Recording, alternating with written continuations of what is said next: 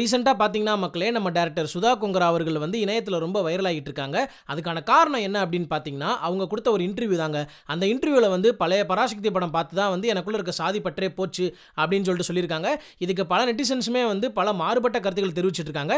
அதில் ஒரு நெட்டிசன் வந்து கேட்ட கேள்வி என்ன அப்படின்னு பார்த்தீங்கன்னா, சரி உங்களுக்கு தான் வந்து சாதி பற்று இல்லைல்ல, அப்புறம் எதுக்கு உங்கள் பேர் சுதாங்கிறதுக்கு பின்னாடி கொங்கரா அப்படிங்கிறத வச்சிருக்கீங்க அப்படின்னு சொல்லிட்டு வச்சு வறுத்து எடுத்துட்டு இருக்காங்க. கொங்கரா அப்படின்னா என்னன்னு பார்த்தீங்க அப்படின்னா, ஆந்திர பிரதேஷ் சைடு வந்து ஒரு குறிப்பிட்ட கம்யூனிட்டியை சேர்ந்த ஒரு சர்நேமுங்க. அதாவது நம்ம தமிழ்நாட்டில் எப்படி இந்த தேவர், வன்னியர், பிள்ளமாறு அப்படின்னு சொல்கிறோம், அதே மாதிரியே வந்து ஆந்திர பிரதேசில் இதுவும் ஒரு கம்யூனிட்டி நேமுங்க.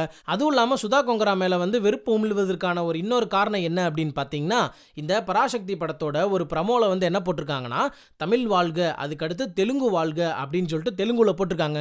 இதுக்கு வந்து பல தமிழ் பற்ற அறிஞர்கள்லாம் வந்து ரொம்ப கடுப்பாகி ஒரு ஸ்டேட்மெண்ட் கொடுத்துருக்காங்க. அது என்ன ஸ்டேட்மெண்ட் அப்படின்னு பார்த்தீங்கன்னா, தெலுங்கனே நம்மளை வந்து மதிக்கலை, நீங்கள் மட்டும் எதுக்கு தமிழ் படத்தில் வந்து தெலுங்கு வாழ்கன்னு சொல்லிட்டு போட்டிருக்கீங்க அப்படின்ட்டு. இதுக்கு ஒரு பெஸ்ட் உதாரணம் என்ன அப்படின்னு பார்த்தீங்கன்னா, புஷ்பா பார்ட் 1ல் வந்து ஒரு போலீஸ்காரர் வந்து நீ தமிழனா என்ன அப்படின்னு சொல்லிட்டு கேட்குறப்ப, நான் பச்சை தெலுங்குண்டா அப்படின்னு சொல்லிட்டு தமிழ் டப்பிங்லே வந்து ஒரு தமிழனை வந்து அடிச்சு போட்டு இது பண்ணுற மாதிரி டயலாக் வச்சு போட்டிருப்பாங்க.